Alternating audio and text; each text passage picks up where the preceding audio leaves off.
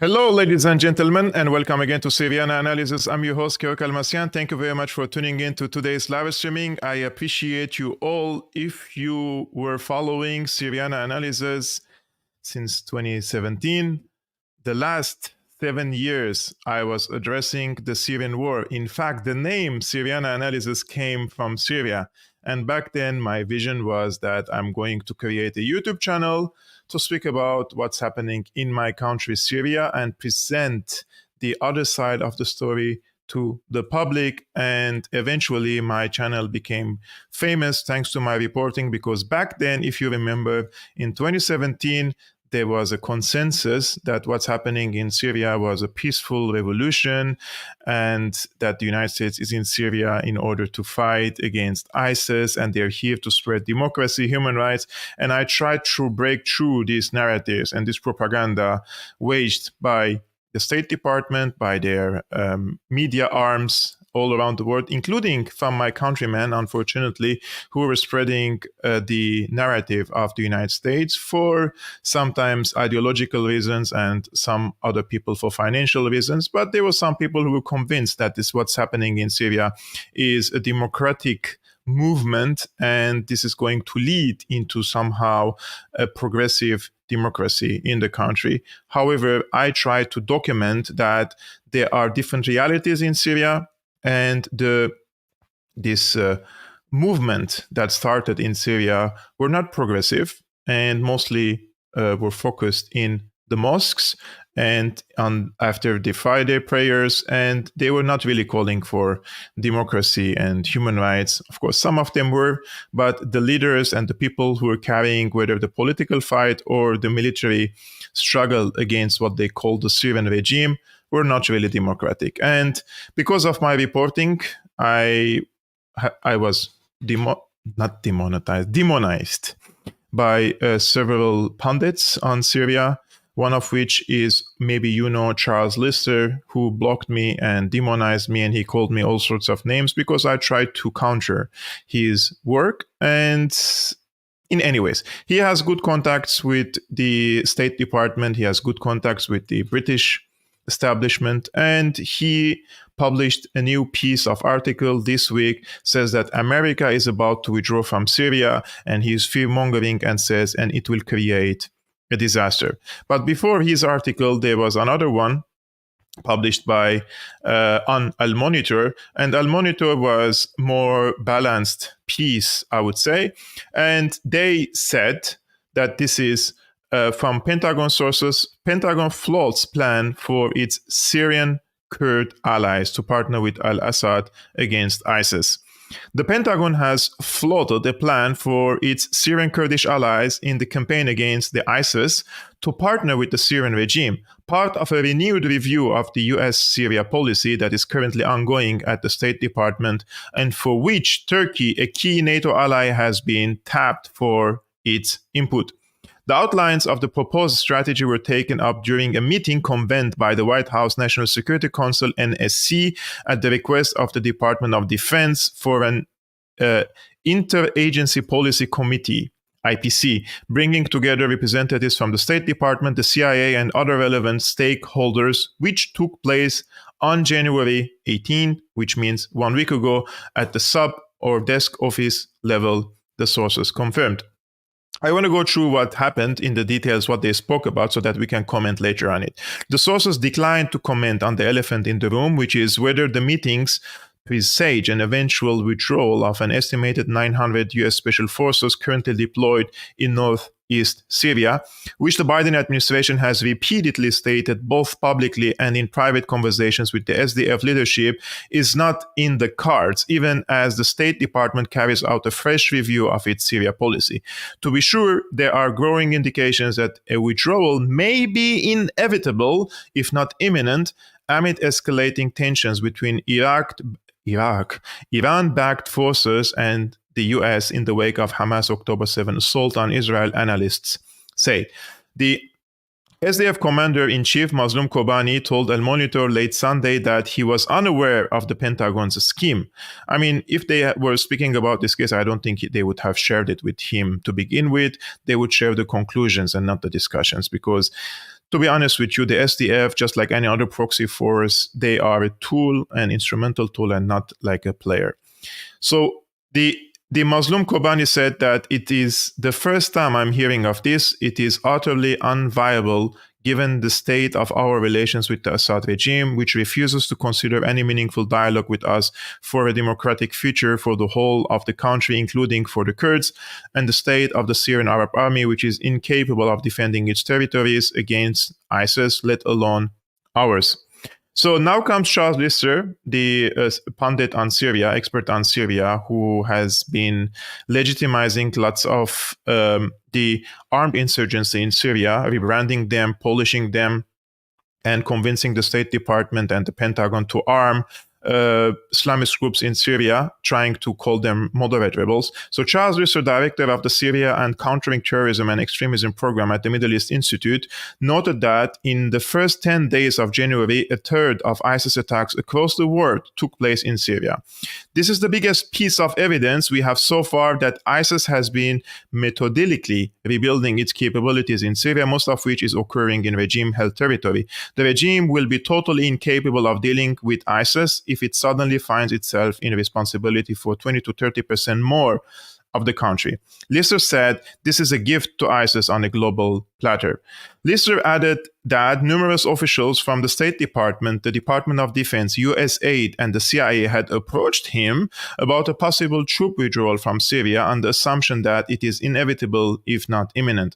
No decision has been made, and with US presidential elections only months away, there is little, if not possibility, of a withdrawal for now. Any decision is likely to take months, if not years, but should Donald Trump secure the presidential nomination and be re-elected again, all bets are off, the sources said. Finally, Lister said there is strong resentment in the Department of Defense over the way the Syria and Iraq files are being handled, with a very senior Department of Defense officials telling him recently, "What the hell are we doing here? We have no strategic mission in terms of countering ISIS. We are just told to keep bumbling along, and we have our hands tied behind our backs when it comes to protecting ourselves from Iranian militias. When troops are unhappy, justifying their deployment becomes all the more difficult." So this is the main article that was published by Al Monitor. I contacted the author of this article, Amberin Zaman. I think she is Turkish or Kurdish living in Turkey, and I invited her for an interview. I didn't receive yet an answer from her. Let's see if she will answer. And if she does, I will host her and listen to her perspective in this regard. I know that the Pentagon denied these allegations that they are preparing for an eventual withdrawal from Syria, guys. I know, I can see your comments. I do not build my analysis and my perspective on the statements of the Pentagon. I build my analysis by first connecting the dots and different events together and checking the sequence of the events. And two, I can also read through the statements that are leaked to the media in order first either to send a message, or we say to check the pulse in the region, to check the reactions. How's the Syrian side is going to react? How are the Kurds going to react? How will the other players, Iran, Hezbollah, Syria, and all these players, the Saudis, are going to react? So this could be a carrot in the media to see if any other players are motivated to strike such a deal. And they will check the pulse and the mood in Damascus if they are ready for such a deal. Because the deal, I mean, it's not going to be, guys, that Americans are going just to withdraw, right? They're going to ask for compromises from Damascus, because our fuel and our wheat, our food basket and energy basket is in their hands. So they can choke the people, which they are doing at the moment. And on this channel, I'm very honest with you. I explained to you the war in Syria and the sanctions and how these sanctions are choking the Syrian people. And since 2018, when Trump imposed the draconian sanctions on the Syrian people, the people are increasingly suffocated. The people are living under dire conditions. 90% of the people are under the poverty line, if not more. The average salaries nowadays are $30 to $40.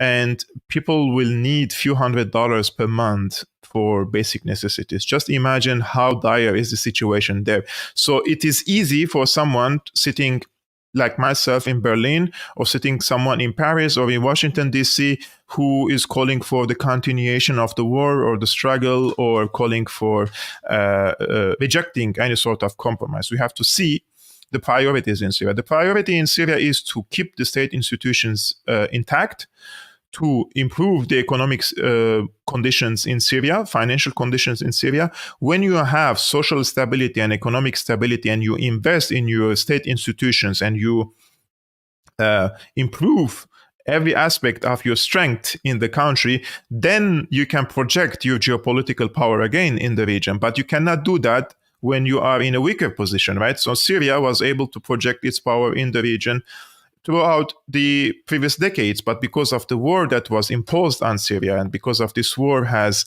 destroyed the state institutions, it has destroyed the people's ability to secure a decent life, right? How can you convince someone who cannot find a milk or a bread to his child to resist more or be steadfast more? There are limits for steadfastness, and I think the Syrian people have suffered enough, and a compromise that can keep the Syrian sovereignty, that can open a window for future comeback of Syria in the region, I think that's where we have to focus on, and that's where we should invest on. So am I for a compromise in the region if it's going to bring peace, stability, and keeping the sovereignty of Syria? Of course.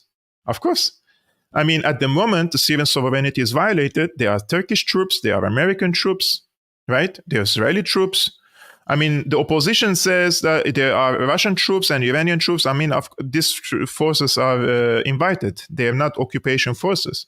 But just for an argument's sake, there are different powers in Syria, and there is a struggle of power, right, over Syria. And now we have Charles Lister. The first article was by The Monitor, by the way. And the second one is, this is the article of Charles Lister. He says, America is planning to withdraw from Syria and create a disaster. And of course, he's just trying to fearmonger against the American administration and the American people so that the United States do not withdraw from Syria, because he has invested so much in Syria. And he made a career out of Syria, right? Nobody heard of Charles Lister. Who is Charles Lister before Syria? Nobody, right? So he invested a lot in this. So that's why he doesn't want for the US forces to withdraw from Syria. But he says, since Hamas's brutal attack against Israel on October 7 and the resulting Israeli military campaign in the Gaza Strip, tensions and hostilities across the Middle East have reached fever pitch. And with such a complex regional crisis playing out, it should not come as a surprise that the Biden administration is reconsidering its military priorities in the region. It should be a cause for significant concern, however, that this could involve a full withdrawal of US troops from Syria. While no definitive decision has been made to leave, four sources within the Defense and State Department said the White House is no longer invested in sustaining a mission that is perceived as unnecessary. Active internal discussions are now underway to determine how and when a withdrawal may take place. Notwithstanding the catastrophic effect that a withdrawal would have on US and allied influence over the unresolved and actually volatile crisis in Syria, it would also be a gift to the Islamic State. While significantly weakened, the group is in fact primed for a resurgence in Syria if given the space to do so. While US troops and their SDF partners, Syrian Democratic Forces partners, have managed to contain the Islamic State's recovery in Syria's northeast, the situation is far more concerning to the west, on the other side of the Euphrates River, where the Syrian army is in control, at least on paper. In this vast expanse of desert, the Islamic State has been engaged in a slow but methodical recovery, exploiting regime indifference and its inability to challenge a fluid desert-based insurgency. While much of this activity was initially focused on rural Syria, it is now urban. And in many rural areas, the Islamic State is increasingly recognized as a shadow authority. These far less visible activities may not make media headlines, but they are the core ingredients for a resilient resilient, and deeply embedded terrorist insurgency. Triggered by Israel's war against Hamas in Gaza, however, the Islamic State has, for the first time, begun to reveal the extent of its Syria recovery for all to see.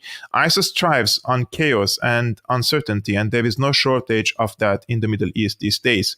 War in Gaza and a spiraling regional crisis are adding fuel to its fire and creating opportunities for the terrorist groups to exploit the situation for its own advantage. While there is little that U.S. forces can do to alter Islamic State activities within the regime-controlled regions of Syria, U.S. troops are the glue holding together the only meaningful challenge to the Islamic State within a third of Syrian territory. Were that glue to disappear, a significant resurgence in Syria would be all but guaranteed, and a destabilizing spillover into Iraq a certainty. Ultimately, events since October have placed the U.S. deployment in northern Syria. I don't know why here the words are missing. Anyways, it would trigger, so if they withdraw, it would trigger chaos and surge in terror threats, according to him. But there can be no denying the clear sense in policy circles that it is being actively considered and that it has been accepted as an eventual inevitability. Some within the U.S. government are currently proposing a collaborative arrangement between the SDF and Syria's regime to counter the Islamic State as an apparent path toward a U.S. withdrawal. That would not only be a phenomenal boon to the Islamic State, but simply impossible on its own terms. Part of the SDF may have periodic contact with Assad's regime, but they are far from natural allies. The regime would never allow the SDF to sustain itself, and Turkey would do everything possible to kill what it remains. So this is the article of Charles Lister. According to him, if the United States withdraws from Syria, ISIS will find itself, will research and regather its forces and its cells, its weaponry, its strength, and they will pose a threat not only to Syria but also to Iraq. Therefore, the United States represents the glue that is keeping the 1/3 of Syria intact and safe. And if the Americans withdraw, then this will follow with lots of chaos. And this chaos will spill over to Iraq. Therefore, the U.S. forces has to stay. And to be honest with you, I'm very critical of Charles Lister, but I'm being very, very objective at the moment, right? I truly believe that he is not telling the entire truth about this case. Charles Lister, as I told you personally, career-wise, he invested a lot in Syria. He has made a career, and he's known a pundit on Syria. If the war in Syria is over, who's going to fund his so-called research and his office, right? In any ways, the funding will decrease. And his research is being funded by several Gulf monarchies. Everybody knows that. And it's even in the website of his research. Anyways, I believe that the emergence of ISIS in Syria was a direct result of few things. One is the United States, the CIA, the Pentagon, when they decided to get rid of Assad, they have weakened his regime, right? How did they do that? First of all, they tried through political pressure. It didn't work out. They tried economic pressure. It didn't work out. So they resorted to the hard tools. And that is funding, supporting, training so-called insurgents in Syria. And they formed what is called the Free Syrian Army. And the Free Syrian Army was the middleman, right? Just like Zelensky is the middleman, the Free Syrian Army was the middleman. So the United States dumped weapons in Syria through their allies in Saudi Arabia, Qatar, Turkey. This was 10, 11, 13 years ago. To Syria, to the so-called Free Syrian Army. And the Free Syrian Army was the middleman, giving all these weapons to the radical jihadists in Syria, who came with tens of thousands of people from all around the world, including from European countries, including from Central Asian countries, including from Arabic countries, to wage a jihad against the Syrian regime, right? And what happened is that Erdogan opened his borders to all these multinational jihadists to come to Syria. The United States dumped all this weaponry to Syria, and all of a sudden, we have seen the emergence of what is called the Jabhat al-Nusra, or al-Nusra Front, which is the offshoot of Al-Qaeda. And in 2014, they have splitted Al-Qaeda into remained Al-Nusra Front and ISIS, right?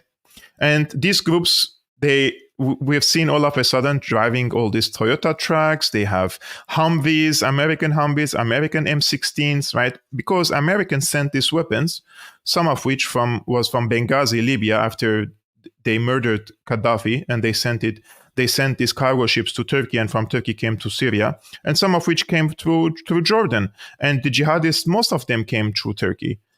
So this was the reason why we had an entity, a strong entity like ISIS, which had a strong presence in Syria militarily and financially, and then they occupied the oil fields in the eastern shore of the Euphrates, so they have also steady flow of cash that they can also buy whatever they want from the black market in Turkey or from elsewhere. But these conditions are all gone because, first of all, the regime change war has failed. Militarily, it has failed. Two, Turkey has no more interest in opening its borders and creating chaos in Syria. It was in the past. They were promised by Obama and Clinton to have a big share in Syria. It has failed. Nobody has in mind, no sane person can expect that the Americans would restart a regime change war in Syria. Things are moving in the region in the opposite direction. Arabic countries are reopening to Syria. They're opening their embassies in the country, and nobody is interested to destabilize Syria again. It's already done. This is behind our back. So without military support, without financial support, without logistic support, without us, all this basic support, ISIS cannot re-emerge from the sand. They need money, they need weapons, they need training. All these things are missing. So yes, there are few ISIS cells left in the Syrian deserts. All of them are, of course, on the Syrian army side, and they're attacking the Syrian army. When the Americans leave the country, there will be, of course, military arrangement between Syria, Russia, and probably between Russia and the United States to eradicate these last cells and last hotspots of the ISIS cells in the Syrian deserts. And they can eradicate it. But as long as the United States stays in the country and they are stealing the natural resources of Syria, like, for example, if the Syrian army is strong, if the Syrian state is strong, and by strong meaning that they have an access to the oil fields, to the gas fields, to the wheat, to the agriculture, to everything, they can improve their capabilities, right? They can buy weaponry, they can improve the people's financial status, they can recreate an atmosphere, an environment to fight against ISIS and completely eradicate it. I mean, compared to 2015 and 2014, ISIS strength in Syria is probably 2-3% of its strength in 2013, 14, 15. They're not big force. So all this talk about like, oh my God, it will re-emerge again, it's just fear-mongering to keep the United States in Syria so that they keep also their fancy job, 6 figures in their bank accounts, and also their fantasies would continue, and that is that they have invested so much and promised the people so much that Assad will be gone, and they have published article after articles, research after research promising that. And when he stays in power, their own image, their own credibility will be tarnished. So they have a lot at stake, in my opinion. Now, as I told you, I do not believe what the Pentagon says. I believe in what is happening in the region, and I connect the dots. For example, it's not only about Syria, they're also talking to Iraq nowadays. US-Iraq to begin talks over potential end to coalition presence. The Biden administration is expected to begin dialogue with the Iraqi government about the future presence of the 2,500 US troops who remain in the country in the wake of the war against the Islamic State group. A US military official said Washington and Baghdad are close to a consensus on starting the discussion, which were agreed to in August 2023 in order to plan ways to transform the US-led international troop presence in Iraq into a normal defense and security relationship. Why now? The dialogue under the so-called Higher Military Commission was delayed due to the October 7 attacks in Israel and the resulting war in the Gaza Strip. It is now expected to be held after Iraq's Prime Minister Mohammed Shia al-Sudani has said he would seek from Washington a timeline for an end to the coalition's presence in Syria. Sudan faces increasing domestic pressure to expel U.S. troops from the country after the U.S. military launched a series of airstrikes targeting Iraq-backed militia personnel and facilities in Iraq in recent weeks. Why this matters, guys? Islamic State has largely gone underground in Iraq more than 4 years after the final holdout was defeated on the Syrian side of the Iraqi border in March 2019. So what is coming next? The US also maintains some 900 troops as part of the coalition in Syria, according to official numbers. Their presence holds together an alliance of Kurdish-led Syrian Democratic Forces credited with guarding more than 60,000 Islamic State prisoners in makeshift camps and prisons with few resources. The U.S. troop presence relies heavily on logistics from U.S. forces around Erbil in Iraq's Kurdistan region. Biden's National Security Council has begun preliminary reviewing a potential exit strategy from Syria, monitors Amberin Zaman reported exclusively this week, though no decisions have yet been made, officials insisted.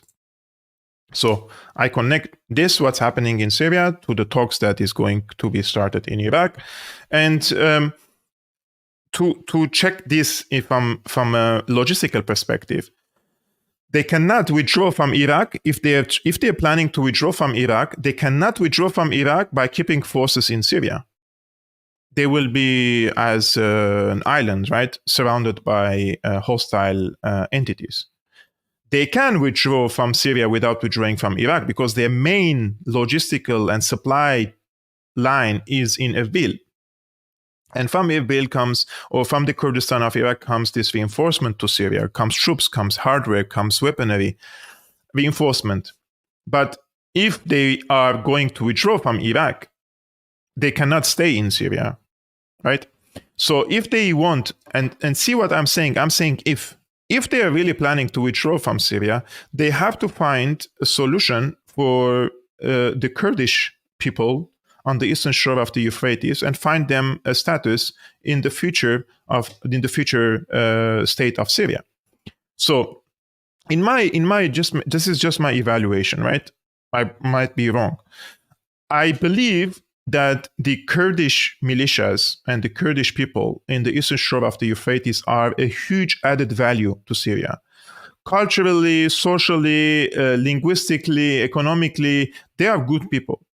I truly believe that most of the people are just have goodwill people. However, I also believe that the leadership of the Kurdish militias and the SDF, the YPG, they are very opportunistic people, and they are very hyper-focused on one thing, and that is to get the piece of a cake in Syria. 1/3 of Syria, they want it. And that's very illogical, because this 1/3 of Syria that they want, it has over 50% of Syria's oil and gas fields. So a population like the Kurds, who are 10% of Syria, they want to take 50% of the oil. I'm saying about the leadership, and most of the wheat of Syria. Like it doesn't work that way, because Syria is a multi-ethnic, multicultural country. If the Kurds want half of the oil, then what about the Armenians? What about the Assyrians? What about the Druze? What about the Alevites? What about the Shiites? What about the Sunnis? What about all the minorities, the Yazidis? If everyone wants to take a piece of cake, then Syria would be divided into 22 parts, right? So I think the best solution for this is to gradually integrate the Kurdish forces, those who want to join the Syrian army, to have their own battalions or units. I don't know, maybe I'm wrong, but I'm saying that this could be a solution, that they could be integrated to the Syrian army and they could stay in their regions defending themselves against if there is any sort of terrorist threat against them. I mean, remember, till 2013, the Syrian army was supporting the Kurds, giving them weapons, giving them money, giving them ammunition to fight against these terrorist groups, right? Because Syria believed that the Kurds are an integral part of the Syrian society, and their enemy were only the Islamists, the jihadists, the Qaeda affiliates, right? So they were supporting them, but then the Syrian army was weakened into a big extent due to the American-led regime change war, and the Syrian army couldn't supply this ammunition and this type of support to the Kurds. So the Americans came and replaced and said, I'm here, I will protect you, I will give you what you need. And they turned these people who were defending themselves against Al-Qaeda affiliates into a proxy project, into a colony project, right? Like this is a similar mentality of what they did to Israel. Like the Jewish people are an integral part of the region as a people, as migrants, as refugees, but not as a colonizers. This is the difference. So this is why I wanted to focus on these two cases, and now I'm joined by my cousin. By the way, my cousin, his name is Kamil Otrakci. Just for you to know, now I will host him on my brilliant YouTube channel, Syriana Analysis. Kamil, Habibi, how are you doing? I'm good. I'm the only person you introduce as my cousin, right? Yes, you're not only my cousin.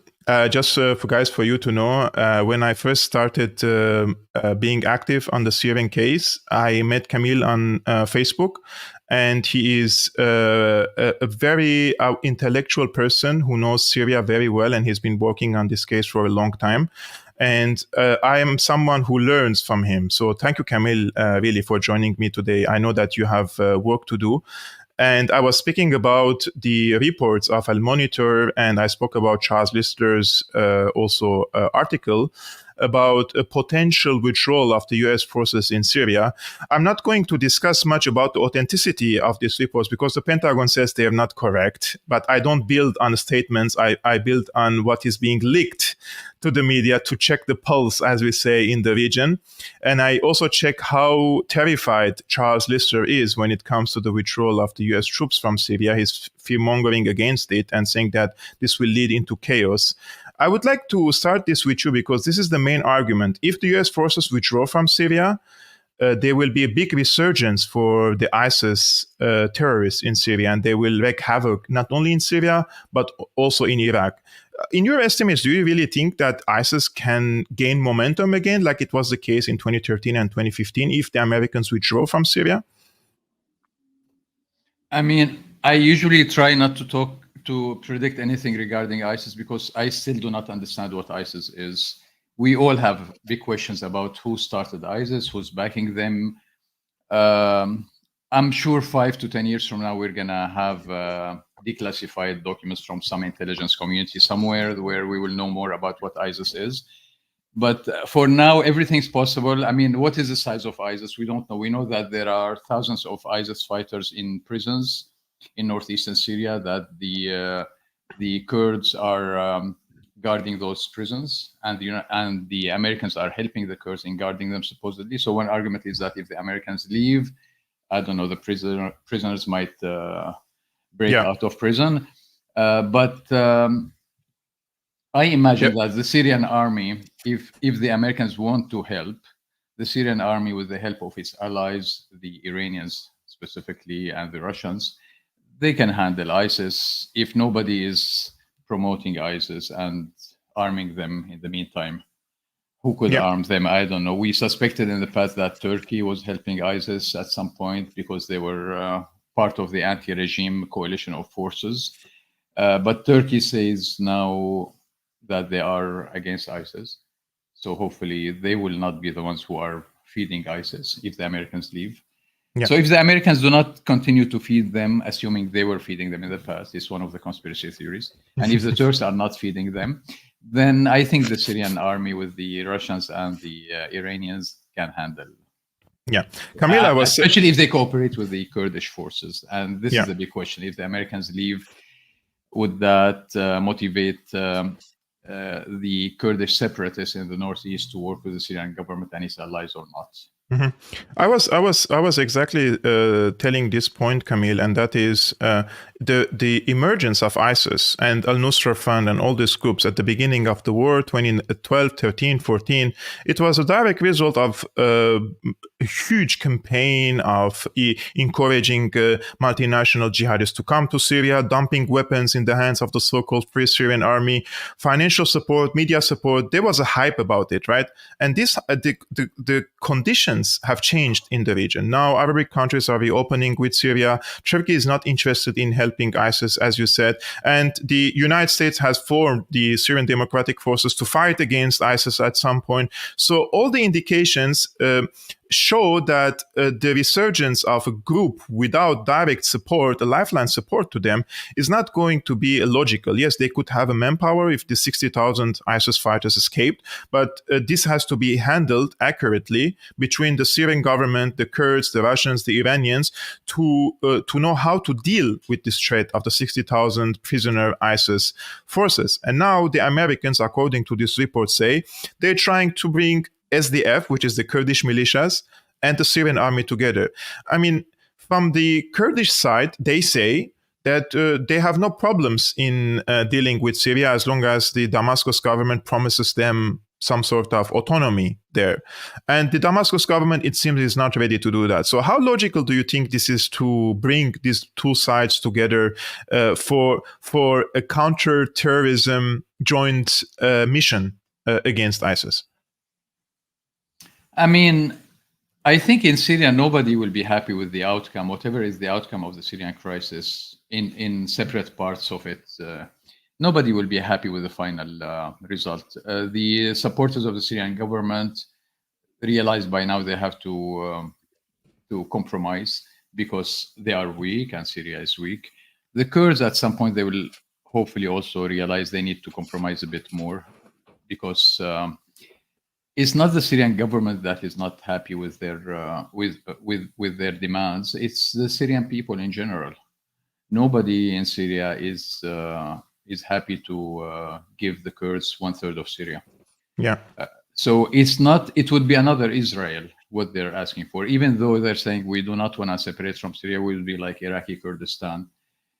In Syria, it's not going to fly. Especially that Turkey is also adamant to not allow this to happen.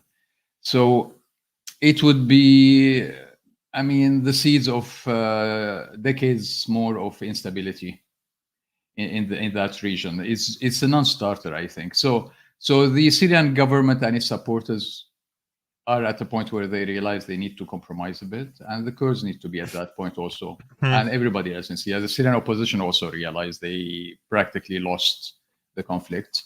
Yeah. So that I mean, the conflict is not exactly ripe for a resolution. The Syrian conflict. There are still parts of Syria and their backers outside who are still hoping for a total victory. But many have realized that there will be no total victory for anyone.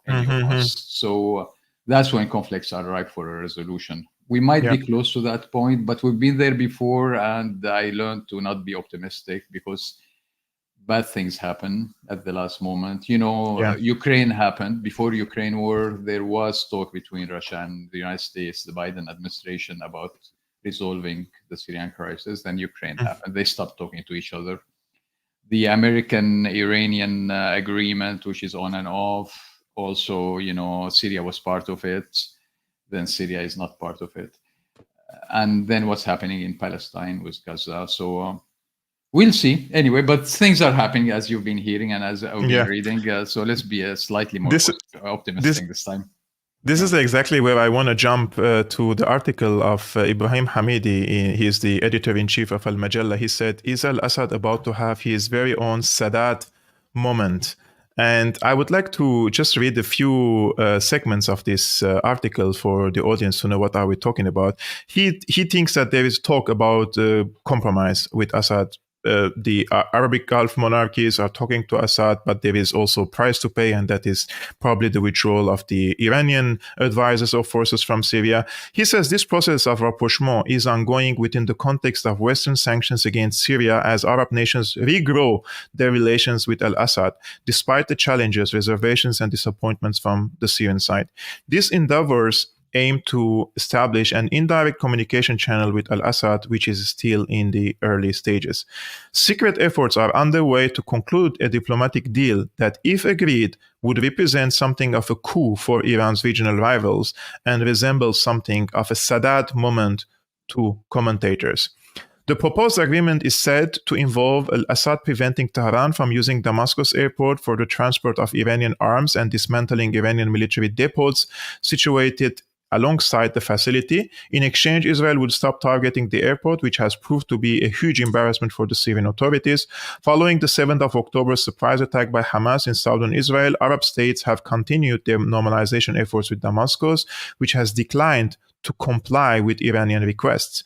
Unlike Iran, Syria didn't openly endorse the Hamas attacks and refrained from opening a new front along the occupied Golan Heights, which would have stretched Israel's resources and attention militarily.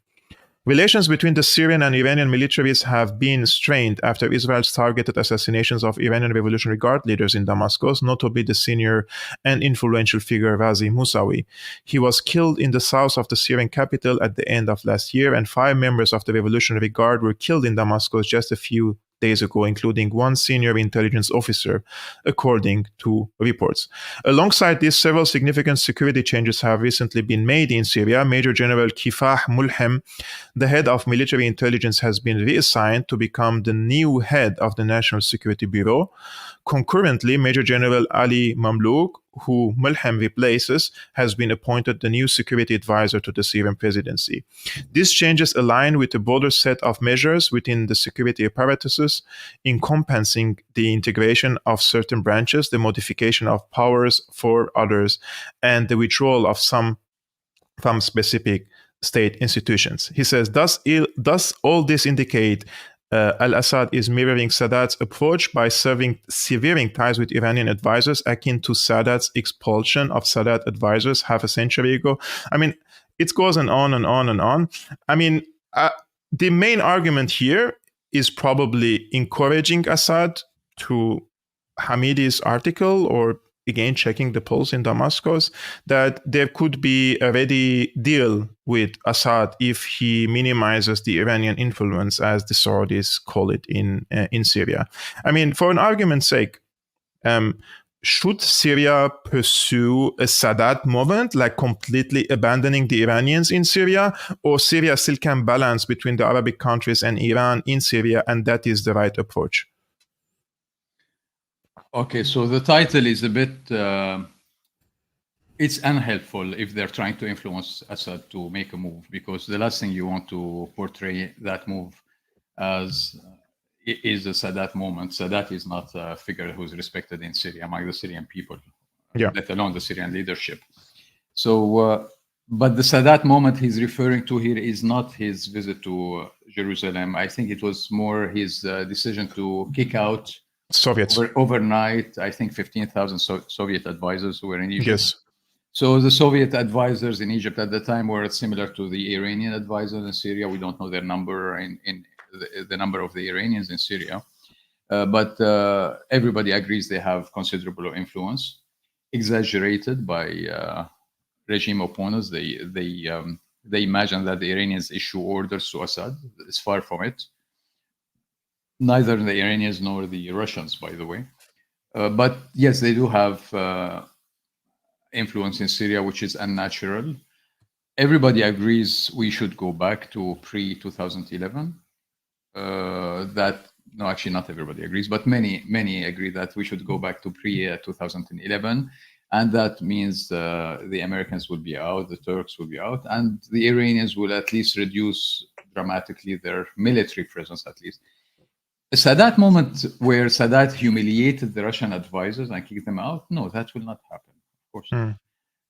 Syria needs Iran, and even if it didn't need Iran, Syria is not, I mean, the leadership in Syria is not Sadat. Sadat was very impulsive. I was watching recently an old interview with President Nixon, and he was talking about Anwar Sadat. He said he surprised us by his decision. He said he acts on his impulse. He didn't say it in a respectful manner. That he said Sadat is like that, and he said he could have had something in return from us, from the United States, but he decided to just do it by himself. He kicked out the Russians without asking us, what would you give me in return? We could have given him much more in return, for example. Anyway, Assad doesn't do it doesn't act on impulses, and the discussions with Syria about reducing Iran influence have been ongoing for I don't know, decades.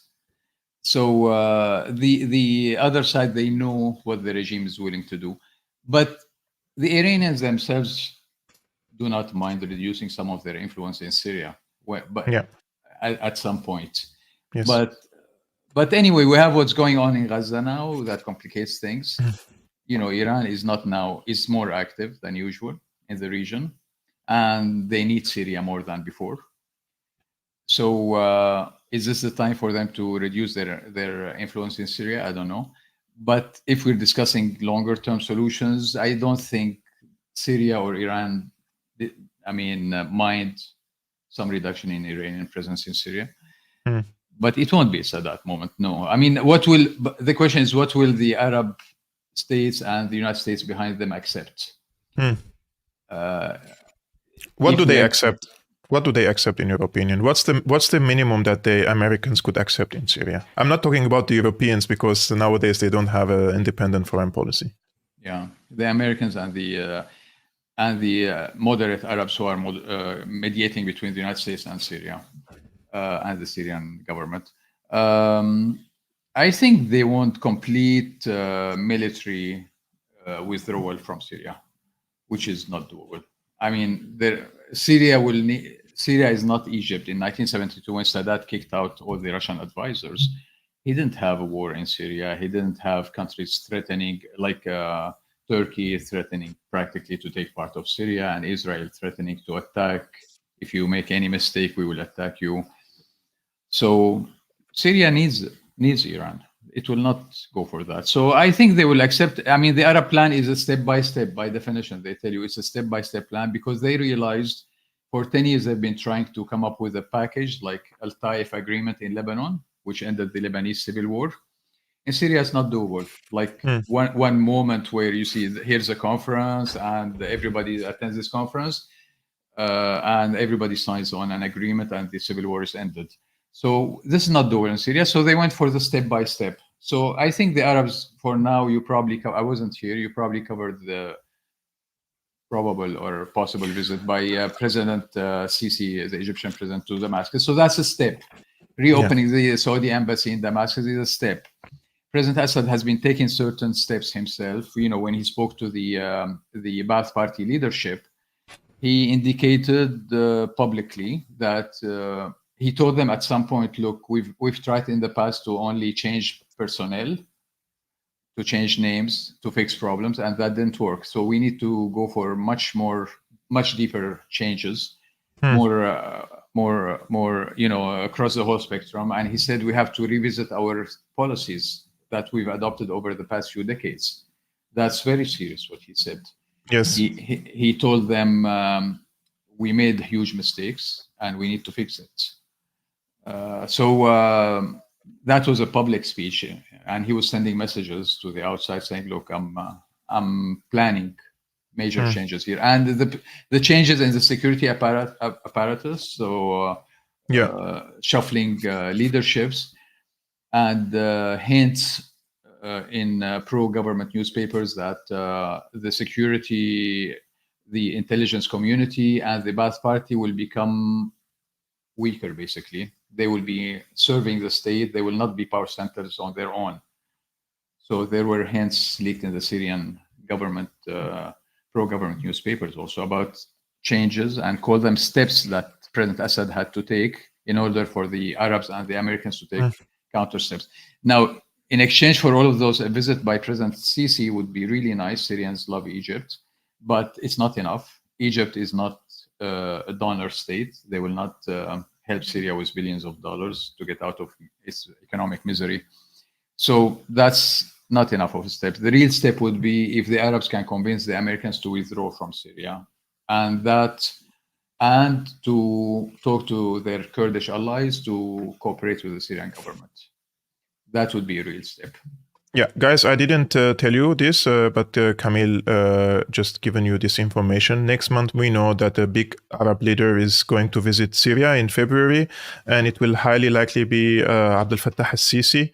And I think with sequence of the events that we can see in the region, now I think after Abdel Fattah al-Sisi, probably there would be a meeting between the Syrian president and MBS, probably not in Syria, but I think it is important for Syria to have a good relationship with its Arabic neighbors. We're speaking about influential countries on Syria, Jordan, and its debt, and that is Saudi Arabia. And I believe with Egypt as well, these influential countries. And Camille, if the Arabic countries convince United States to withdraw from Syria, and Syria was capable of at least using the oil revenues and try to find an approach with the Kurdish militias on the eastern shore of the Euphrates. Do you think this could minimize the suffering of? Because we're speaking about suffering, right? In Syria, it's a big suffering in Syria, and our approach, I believe that it should be based on how this rapprochement with the Arabic world serves the livelihood of the people in Syria. We should put a little bit the geopolitics on the shelf for a moment, improve the internal situation, financial situation, economic situation. And when you are strong enough to project your geopolitical power again in the region, you can play that role one more time in the future. But at the current moment, Syria has been weakened, and unfortunately speaking, so we have to focus on building the state institutions again, improving the livelihood of the people, opening up with the Arabic world, rebalancing the relationship between the Iranians and the Gulf Arab monarchies, and this could have a positive touch on people's livelihood. Do you think so? Absolutely. It would be sufficient for the next few years. I mean, the Americans will not be ready to reestablish ties with President Assad himself. They made it clear through diplomatic channels. There's no need. I mean, President Assad did not need to visit the United States. Nobody visited him before 2011. So anyway, Syria doesn't need to go that far in ending the conflict. Syria would need to get back its oil from the northeast so that it can have electricity for its people. And it needs an agreement with Turkey so that we will have water supply and some more stability. Then they'll have to tackle the situation in Idlib. Idlib for now is self-contained. They can tolerate it for a few more years as such, if it's too difficult to deal with it now. Another thing that could help Syria dramatically is if the US would quietly allow Syria to get its money back from Lebanon. That was really the most difficult development that broke the back of the Syrian economy. So getting back the northeast plus Syria's money from Lebanon, that would help a lot. It'll be enough. So the Arab states are not in the mood to reinvest in Syria billions of dollars and tens of billions of dollars. China is not ready to invest in Syria. So Syria needs to first restructure itself, rebuild bridges on a societal level, get an agreement with Turkey. Then there'll be enough stability for Gulf Arabs to invest in Syria and for the Chinese to invest in Syria, step at a time. It won't be a Taif agreement moment like Lebanon, where everybody agreed to end the Lebanese crisis. What happened in Taif was an international agreement to end it, regional international agreement to end it. And they asked Saudi Arabia to pay Lebanese politicians some rewards if they attend. And everybody was paid and attended and signed. So you're not going to have that in Syria. So we're gonna hope for a step by step. Again, the answer to your question, yes, it would be enough for now. Yeah. Camille, I know you have a busy schedule today and you have lots of work to do. It's still early morning in Canada. I really appreciate that you participated on my show, and your insight is very important for the people. Around 500 people is watching right now live on Syriana Analysis. I appreciate you all, guys. And before leaving this live streaming, I will put Camille's also Twitter and X in the description below. You can hit him a follow. And please hit the like button before leaving this live streaming. It's really important to navigate through the algorithm of YouTube. And if you would like to support my independent work like this one I'm doing, you can become a patron, patreon.com/Syriana Analysis. And Camille, we will keep in touch. Thank you so much, cousin. Thank you for inviting me. Thank you. Bye.